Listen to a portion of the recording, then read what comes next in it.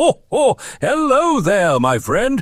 Ça va, Père Noël. Dis donc, j'espère que tu parles français. Est-ce que tu savais que le podcast Les Voix de la Tech sera présent au CES de Las Vegas? Ho, ho! Bien sûr! C'est fantastique d'entendre que Les Voix de la Tech sera présent au CES de Las Vegas. C'est un événement magique pour la technologie. Ho, ho, ho! Eh bien, tu sais quoi? On te tiendra au courant tous les jours. Tu n'auras qu'à écouter notre podcast Les Voix de la Tech. Ho, ho, ho, ho! Une semaine spéciale du CES 2025 depuis Las Vegas. C'est effectivement un merveilleux cadeau pour les auditeurs. J'écouterai Les Voix de la Tech avec joie chaque jour du CES. J'ai hâte de découvrir toutes les merveilles que vous partagerez. Merci de me tenir au courant. Ho, ho, ho! Bonjour à tous, ici la voix de Benjamin Vincent. Et ici la voix de Fabrice Neumann. Bonjour et bienvenue, c'est l'épisode 12. Les Voix de la Tech chaque vendredi, en moins de 30 minutes, c'est l'actu tech décryptée par les voix qui la font. Et si vous en voulez davantage, la version intégrale avec les interviews en entier vous attend sur Apple Podcasts. 5 minutes plutôt que des milliards d'années pour résoudre le même calcul très complexe, c'est ainsi que Google a vanté cette semaine les capacités de Willow, son nouveau processeur quantique. Et oui Benjamin, une annonce fracassante s'il en est qui pourrait faire croire que nos pauvres processeurs ont pris un sacré coup de vieux, sauf que c'est bien plus compliqué que ça. Effectivement, la véritable avancée de Willow, c'est sa fiabilité, même si elle reste imparfaite, grâce à une innovation majeure dans la correction des erreurs quantiques. Mais c'est compliqué à expliquer au grand public. Google a donc laissé la main au marketing au détriment de la stricte rigueur scientifique pour nous en mettre plein la vue avec un nombre d'années qui compte 25 zéros, Fabrice. Autrement dit, Google a bien du mal à faire comprendre les progrès pourtant majeurs de son processeur quantique à 105 qubits. Mais d'ailleurs, c'est quoi un qubit? Et les ordinateurs quantiques, au fait, à quoi ça sert? Pour nous aider à comprendre ce que représente ce processeur quantique Willow et éclairer l'annonce de Google, l'un des meilleurs vulgarisateurs de l'informatique quantique va nous rejoindre. Ce sera dans la deuxième partie de cet épisode. Cette voix, c'est celle d'Olivier Ezrati, et chose rare, ce spécialiste sait expliquer simplement ce sujet pourtant si ardu. Il est consultant enseignant à Normal Sup, Epita et Centrale notamment. Et il est aussi l'auteur d'un livre de plus de 1500 pages sur le sujet, mais promis, vous comprendrez tout. Bientôt Noël, et on dirait que les grands de la tech se précipitent pour annoncer tous leurs nouveaux outils d'IA avant la trêve des confiseurs, Benjamin. Oui, et c'est OpenAI, le créateur de ChatGPT, qui a initié cette frénésie le 5 décembre en promettant une annonce par jour pendant 12 jours. Un véritable calendrier de l'Avent sans les chocolats sur le thème de l'intelligence artificielle. Mais dans les premières cases, on a trouvé pêle-mêle la version finale d'O1 ou O1, le modèle de langage le plus abouti de ChatGPT, le lancement mondial ou presque de Sora, le générateur de vidéos, et aussi un nouvel abonnement ChatGPT Pro à $200 par mois. Réplique de Google, l'annonce de Gemini 2.0, la deuxième génération de son IA générative et multimodale. Benoît Raphaël, l'une de nos voix de la tech la semaine dernière, l'a aussitôt testé. Et vous allez l'entendre, c'est assez impressionnant. Alors, toutes ces IA tiennent-elles leurs promesses? Pendant combien de temps l'intelligence artificielle va-t-elle pouvoir garder ce rythme effréné d'innovation? C'est le programme dans un instant avec notre première voix de la tech de la semaine. Bonjour Maxime Derian. Bonjour Benjamin. Bonjour Maxime Derian. Bonjour Fabrice. Je vous présente en un mot, vous êtes anthropologue du numérique, vous avez été chercheur à la Sorbonne, au CNRS et à l'Université du Luxembourg. Vous êtes aujourd'hui consultant en intelligence artificielle via votre société Eruka AI et vous êtes aussi le co-créateur du think tank technorealisme.org. On vous retrouvera mi-février à Paris au sommet mondial de l'IA. Si on vous a proposé, Maxime, d'être l'une de nos voix de la tech cette semaine, c'est parce que cette fin d'année 2024, elle est particulièrement intense dans ce domaine de l'intelligence artificielle que on suit tous les trois. Et aujourd'hui, on va se concentrer sur les annonces croisées, j'ai envie de dire, entre OpenAI et Google. On va commencer par OpenAI qui réinvente le calendrier de l'Avent, j'ai envie de dire, avec 12 jours d'annonces, une annonce par jour. Qu'est-ce qui vous a le plus impressionné, Maxime, dans ce qu'OpenAI a déjà annoncé jusqu'à aujourd'hui? Peut-être les tarifs, c'est-à-dire que c'est pas que ça m'a impressionné, mais on est sur une évolution constante du service proposé par OpenAI. Tout devient de plus en plus performant en permanence, mais on commence à avoir des prix qui commencent à augmenter, qui correspondent aussi à leur coût. Alors de tête, je vais dire qu'ils sont peut-être 370 salariés à OpenAI pour une capitalisation de 150 milliards de dollars. Avec un produit de rupture qu'on utilise tous quand même plus ou moins, il faut l'admettre, et qui marche bien et qui s'améliore sans cesse, mais avec des factures électriques et de maintenance qui sont astronomiques. Donc, ils commencent à essayer d'être un petit peu plus dans la rentabilité. Donc, en fait, en proposant l'abonnement à $200 par mois, c'est un moyen de revenir un peu plus sur leur investissement, parce que quand on les compare à Anthropic avec Claude est plus modeste, mais pourtant un LLM qui est performant, mais eux, quand on regarde, ils sont moins en train de creuser une dette abyssale que ce que fait OpenAI actuellement. Ensuite, sur les produits, il y a une évolution qui est meilleure dans tout, aussi bien sur O1, le LLM, que Sora qui apporte la vidéo. Mais Sora arrive peut-être un peu tard. Entre-temps, il y a les concurrents américains et chinois qui ont déjà sorti des solutions de vidéo qui sont plutôt intéressantes. On avait Runway, il y a Kling, il y a Luma AI, Elion AI, aussi des vidéos. Donc Sora AI arrive. Alors Sora a l'air d'être quand même très très point, très abouti. Mais voilà, ce que j'en tiendrai, c'est quand même aussi une augmentation des prix. C'est-à-dire que, bien sûr, ça peut paraître secondaire, mais pas vraiment, parce qu'on nous a proposé un produit alléchant, ChatGPT, gratuit. DALL-E 2 aussi était gratuit. Et puis peu à peu, il y a eu des modèles payants. Donc voilà, il y a un écosystème qui s'installe. Peut-être aussi que OpenAI arrive à un moment de plus de sagesse dans sa méthode, parce que l'année dernière, ils ont fait feu de tout bois pour aller le plus vite possible tout le temps. Là, j'ai l'impression qu'ils commencent à essayer de se pérenniser. Mais bon, ils ont aussi Microsoft qui les soutient. Donc en gros, ils sont bien positionnés quand même dans le domaine. Hein. Mais il y a Google qui est en train de faire des annonces aussi, et Amazon, et Nvidia. Enfin bref, c'est la course qui est repartie à fond. Ouais, vous parliez de Sora, Maxime. On va justement écouter de quelle manière Sam Altman, le CEO d'OpenAI, a annoncé le lancement de Sora dans le monde entier, à l'exception de l'Union européenne pour l'instant. Video is important to OpenAI for a lot of reasons, but I'll talk about 3 here. One, we love to make tools for creatives. It's important to our culture. It's important to how we hope humans will use AI. And this is one in particular where there's a new kind of co-creative dynamic that we're seeing emerge between early testers that we think points to something interesting about AI creative tools and how people will use them. Second, we don't want the world to just be text. If the AI systems are, primarily you interact with by text, I think we're missing something important. We want our AIs to be able to understand video and generate video. And I think it really will deeply change the way that we use computers. And third, this is critical to our AGI roadmap. Video will be an important environment where we're going to learn, or the AI is going to learn a lot about how to do things that we need in the world. Et donc Sora, c'est l'outil de création de vidéos à partir de prompts comme on a maintenant l'habitude de créer des images, mais il place Sora, l'outil de création vidéo, au centre de ce qu'il appelle de ses voeux, c'est-à-dire l'IA générale, l'intelligence artificielle générale, celle qui est capable de réfléchir quasiment comme un humain, en tout cas dans tous les domaines, que ce soit du texte, des images, du son, vraiment global.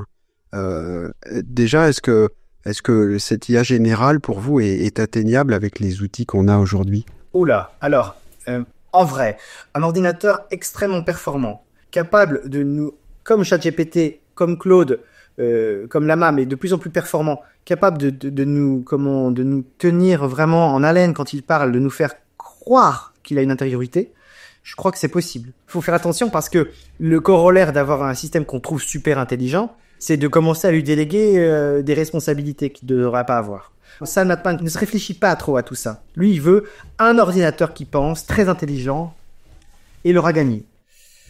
Voilà, je prends tout ce que dit Sam Altman avec énormément de pincettes. Et en même temps, ces produits qu'il développe au sein d'OpenAI sont excellents. Maxime Derian, donc 12 annonces en 12 jours du côté d'OpenAI. Google a commencé à répliquer cette semaine. Oui. Alors, avec son processeur quantique Willow, on en parlera tout à l'heure, avec Olivier Ezrati, notre autre voix de la tech. Et puis il y a cette annonce de Gemini 2.0. On va en parler avec vous, Maxime, dans un instant. Mais d'abord, on va regarder cette démonstration qu'a postée sur YouTube. Celui qui était notre invité la semaine dernière, c'est le journaliste et conférencier spécialiste de l'IA, Benoît Raphaël. Alors, on y va. Donc, on va se mettre sur Stream. Je vais partager mon écran et ma caméra avec Gemini et lui montrer ce que je vois à l'extérieur. Bonjour Gemini, est-ce que tu peux me répondre en français et est-ce que tu peux me dire ce que tu vois à l'écran? Bien sûr, Chenard, je peux vous répondre en franquais. Je vois un paysage avec des rizières, des arbres tropicaux et quelques bâtiments. À ton avis, selon le détail de ce que tu vois à l'écran, dans quel pays est-ce que je me trouve? D'accord. Vous semblez vous trouver en Indonésie, d'après le drapeau que je vois sur le bâtiment. Bien vu. Quels sont les autres éléments que tu vois et, à ton avis, plus précisément, où est-ce que je me trouve en Indonésie? À votre avis, vous vous trouvez probablement à Bali. Il y a un mélange de végétation luxuriante, de bâtiments avec des toits rouges et de rizières, qui est typique de cette île. Bravo. Merci. Bon voilà, D'accord. Gemini 2.0, alors qui parle franquais, hein, vous avez remarqué, c'est pas tout à fait... La CDI n'a pas été intégrée. Voilà, c'est pas encore tout à fait parfait. Est-ce que c'est typique de ce que vous expliquiez, Maxime, c'est-à-dire l'impression d'une intelligence égale à la nôtre avec qui on peut discuter? Ce qui m'intéresse plus par rapport à ça, cet exemple, c'est l'exemple que l'image, la vidéo du monde réel intéresse les géants de la tech, Google et tous les autres. Parce que il faut, pour l'IA, de la donnée sur le monde réel. Pour que l'IA soit capable de simuler quelque chose qui a un sens, il faut que ça soit ancré sur du réel. Donc, il faut des sets de données qui soient issus du monde réel. Donc, une des options, c'est enregistrer ce qu'on voit, ce qu'on fait, ce qu'on dit.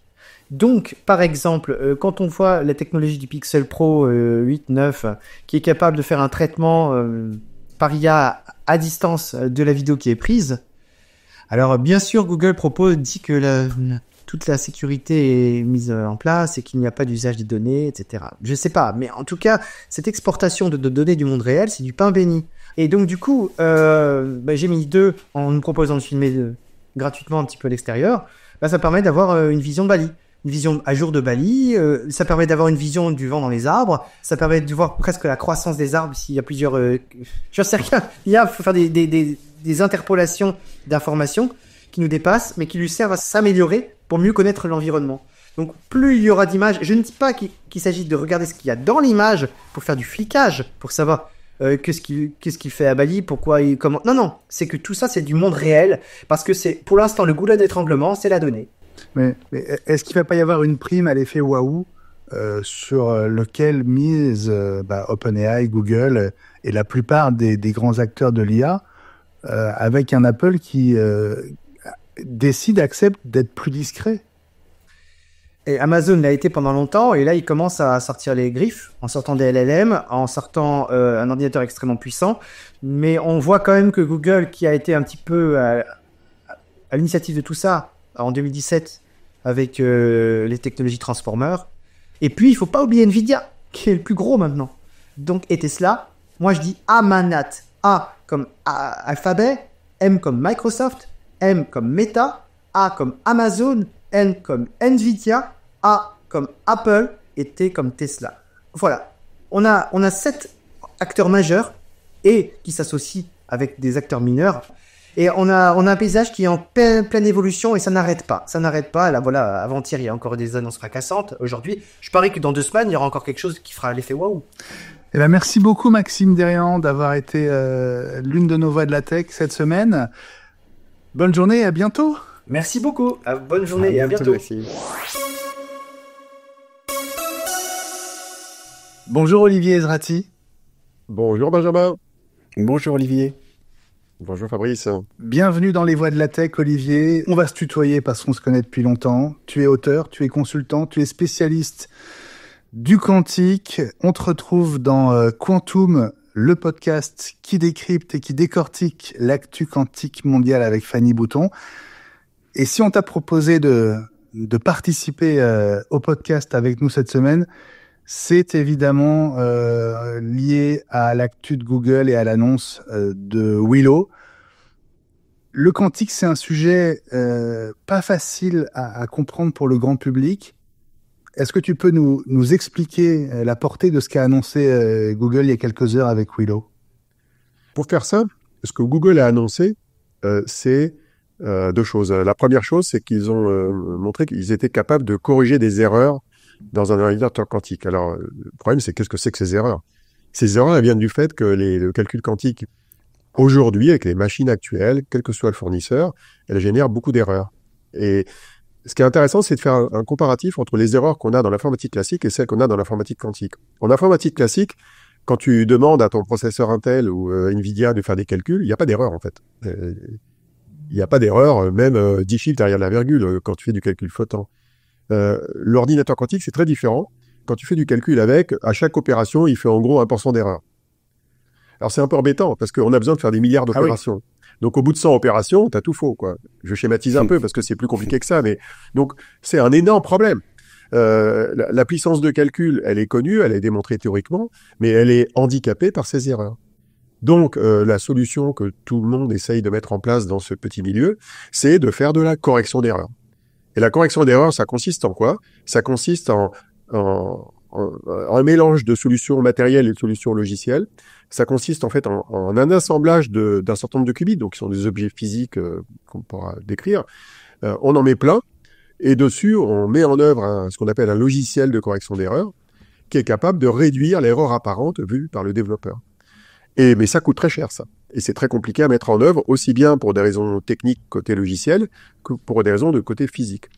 Et donc, pour faire ça, il faut avoir suffisamment de qubits de bonne qualité, et dessus, on met en place un logiciel de correction d'erreurs qui fait une sorte de tolérance aux pannes, quoi. Et ces logiciels-là, ils ont été développés entre autres par des chercheurs et des ingénieurs chez Google, mais il y en a ailleurs chez IBM et dans d'autres sociétés et dans le monde académique. Et donc, ce que Google a fait, ils ont montré, pour la première fois sur le type de qubit que Google développe, qui est voisin de celui d'IBM, qui pouvait faire des codes de correction d'erreurs qui donnaient un qubit à la sortie, qu'on appelle un qubit logique, qui était meilleur que les qubits physiques qui sont en dessous. Alors, ça semble complètement absurde de dire ça, parce que avant, quand ils corrigeaient des erreurs, ils avaient plus d'erreurs à la fin. Jusqu'à 2022-23, quand ils corrigeaient les erreurs, le résultat était moins bon, ce qui est quand même assez absurde. Et donc, pour la première fois, ils ont montré que sur, en tout cas, leur processeur à eux, dans le fameux processeur Willow, ils étaient capables de faire des qubits qui étaient meilleurs que les qubits physiques qui y a en dessous, quoi. Ce qu'ils ont fait, c'est une étape sur un très long chemin qui va durer au moins 10 ans encore, parce que ça suffit pas ce qu'ils ont fait. C'est juste une petite étape qui corrige de manière extrêmement modeste les erreurs, alors que le niveau de correction dont on a besoin pour développer des logiciels qui délivrent les promesses attendues du calcul quantique, par exemple dans le domaine des simulations chimiques, ça nécessite de faire un effort multiplié par 10, en fait, en gros, quoi. C'est beaucoup plus compliqué que ce qu'ils ont fait. Donc, c'est une étape. Et alors, évidemment, le marketing de Google a interféré avec le système, puisqu'ils ont monté ça un peu en épingle. Mais fondamentalement, c'est une étape intéressante dans un chemin très long. Tu as dit qu'il y avait deux annonces, donc la correction d'erreurs, et l'autre, c'est quoi? Alors, l'autre annonce, c'est du grand n'importe quoi. C'est l'annonce comme quoi ce processeur-là permettrait de faire un calcul qui nécessiterait 10 puissance 25 années si on voulait le faire sur un ordinateur classique. Et en fait, tout est faux dans le langage utilisé. Mais c'est pas que Google, ça vient pas que de Google, ça vient de pas mal de scientifiques dans le domaine. L'idée, ça consiste en fait à demander à un ordinateur quantique de faire un calcul qui est bruité, qui est totalement aléatoire, qui n'a pas de données en entrée, et d'expliquer que si on voulait simuler numériquement ce calcul, qui repose sur des éléments physiques compliqués, ça coûterait très cher. Mais si on est informaticien et sérieux, on sait que c'est pas du calcul. Et par ailleurs, le système, il est tellement bruité que les chances que cette espèce de code aléatoire qui est exécuté donne un bon résultat de manière quantique, elles sont inférieures à 1%. Même c'est plutôt moins de 0,1%. Donc en gros, la comparaison entre le supercalculateur classique qui nécessiterait 10 puissance 25 années et l'ordinateur quantique qu'ils ont sous la main, elle a aucun sens. Mais Google a quand même comparé le temps nécessaire en disant, nous, on met 5 minutes Et il faudrait normalement des milliards de milliards d'années. Oui, c'est ça, c'est 10 puissance 25 années. Hein. C'est un chiffre incommensurable, quoi. Mais ça n'a aucun sens. Ça ne calcule rien. Donc, c'est une communication qui scientifiquement est compliquée et qui est vraiment misleading. C'est-à-dire qu'en gros, ils racontent des salades. Alors, moi, la question que je me suis posée, c'est pourquoi ils ont fait ça? Parce que ce qu'ils ont fait sur la correction d'erreur, c'était vachement bien. Le problème, c'est un problème de communication. Vous connaissez bien. C'est que c'est très dur d'expliquer la correction d'erreur. C'est compliqué scientifiquement. Alors que si tu marques les esprits en disant je fais un truc qui nécessite plus que l'âge de l'univers pour faire un calcul, bah, les gens, ils comprennent. Sauf qu'ils comprennent à côté de la plaque. Donc, moi, je crois que c'est une question de pédagogie. Le problème, c'est que ça amène à raconter des salades. Non, ils ont été jusqu'à quand même écrire dans le communiqué de presse que ça prouvait qu'il existait des mondes parallèles quand même, qui relèvent de la science-fiction et d'une interprétation de la physique quantique qui est sérieuse. C'est troublant d'avoir cette annonce qui a ces trois composantes. La correction d'erreur qui est un sujet important. Ils ont fait une avancée, mais il y a encore du boulot. La comparaison avec le calcul classique qui est complètement à côté de la plaque. Et cette histoire de monde multiple qui en rajoute une dose qui, franchement, est hors sol, quoi. Mais bon, c'est de la com, quoi. Bon, mais est-ce que ça veut dire qu'il faut balayer d'un revers de main cette annonce ou est-ce que, quand même, les ordinateurs quantiques tels qu'ils sont aujourd'hui ou qu'ils vont le devenir dans les années qui viennent vont vraiment servir à quelque chose? Par exemple, on parle beaucoup de cette capacité de casser les clés de chiffrement qu'on utilise aujourd'hui partout, qui sont réputées inviolables, jusqu'à l'avènement de l'ordinateur quantique, justement. Moi, je t'ai pas balayé d'un revers de main l'annonce en entier. Je t'ai balayé d'un revers de main la moitié de l'annonce sur la comparaison avec le calcul classique, mais toute la partie sur la correction d'erreur qui est dure à expliquer, je la balaye pas. Je dis c'est un progrès, il est intéressant, c'est une étape dans un chemin qui est assez long, mais c'est une étape qui va vers la création d'ordinateurs quantiques dits à tolérance de panne, qui permettront de faire des choses utiles. Alors, casser RSA, c'est pas très utile, entre nous. Hein. Moi, ça m'intéresse pas de casser RSA. Ce qui m'intéresse, c'est de faire de la chimie quantique, c'est de découvrir de nouvelles molécules dans le domaine de l'énergie ou de la santé. Ce qui m'intéresse, c'est de résoudre des problèmes d'optimisation pour les entreprises, ou pour la finance, par exemple. Ça, c'est intéressant. Mais casser RSA, c'est pas intéressant. Ce d'autant plus que, d'ailleurs, les spécialistes en cybersécurité sont en train déjà aujourd'hui de commencer à déployer des solutions qui permettent de se protéger contre cette menace qui est très lointaine. Alors, tu posais la question, est-ce qu'un jour on va casser RSA? C'est un peu ça ta question, hein, Fabrice. Hein. La question c'est oui, peut-être, mais pour y arriver, il faudra faire des systèmes avec un très grand nombre de qubits corrigés. Et selon les prévisions des uns et des autres, c'est pas avant 10 ans dans le meilleur des cas. Et d'autres disent c'est plutôt 15-20 ans. Donc on n'y est pas encore. Physiquement, Olivier, tu nous proposais de nous décrire un qubit. Donc c'est du hardware, hein? Alors effectivement, un qubit, c'est toujours du hardware, peut-être avec une petite exception qui sont les photons, mais un qubit, déjà, d'un point de vue de la définition, c'est un objet qui est quantique, qui est de toute petite taille, donc ça peut être un atome, ça peut être un électron, ça peut être de la lumière, ça peut être un courant électrique qui circule dans une boucle, c'est ce que fait Google avec les qubits dits supraconducteurs. Et cet objet quantique, il a une caractéristique, c'est que c'est un objet qui a deux états possibles, qu'on peut contrôler avec des signaux électriques ou des lasers, et qu'on peut mettre dans un état dit de superposition. C'est-à-dire on peut avoir en même temps un état 0, un état 1. Ça ne veut pas dire que, par exemple, un atome est à deux endroits en même temps, ça veut dire qu'on est capable d'avoir deux niveaux d'énergie simultanés. Et ça, c'est la caractéristique des qubits en tant que tel. Alors maintenant, si on prend le cas précis de Google, qui fait partie d'une typologie de qubits, parce qu'il y en a une dizaine en tout, et elles sont toutes différentes les unes des autres, c'est un système qui fait circuler un courant électrique dans une boucle, un petit peu comme une boucle fermée, mais qui traverse un petit obstacle qu'on appelle une barrière de potentiel, qui est une jonction dite Josephson. J'ai eu la chance de rencontrer l'inventeur de ce truc-là, qui s'appelle Brian Josephson, en juillet dernier en Allemagne. Le gars, il a eu le prix Nobel en 73 et l'invention date de 62 quand même. Hein, tu vois, c'est assez vieux. Et cette jonction, elle permet de créer un état superposé, en gros, avec deux niveaux d'énergie de ce courant qui circule dans la boucle. Et on arrive à contrôler ça en envoyant des micro-ondes dans des câbles qui pilotent le truc. Alors, c'est de la grosse électronique. Hein. Et c'est assez compliqué. Et en plus, cette boucle-là, on est obligé, pour la faire tourner, de la refroidir à une très très basse température. Donc, dans le cas de Google ou d'IBM, c'est de l'ordre de 15 millikelvin, c'est-à-dire 1000 fois plus froid que dans l'espace. Donc, il y a des systèmes de refroidissement spécifiques pour obtenir cette température. C'est pour ça que toutes les images de hardware quantique, c'est une sorte de pelote de câbles On se croirait dans un film de science-fiction un peu alien. Voilà. Alors, ce que tu décris, c'est ce qu'on appelle un cryostat. Et souvent, on appelle ça un chandelier, parce que c'est en fait des plaques recouvertes d'or superposées avec des câbles qui descendent. Le processeur, il est en bas, à une très basse température. C'est enfermé dans des cylindres emboîtés les uns dans les autres, comme des poupées russes. Mais ça, c'est pas le cas général de l'ordinateur quantique. C'est le cas des ordinateurs quantiques qui utilisent des circuits intégrés qui marchent à très basse température.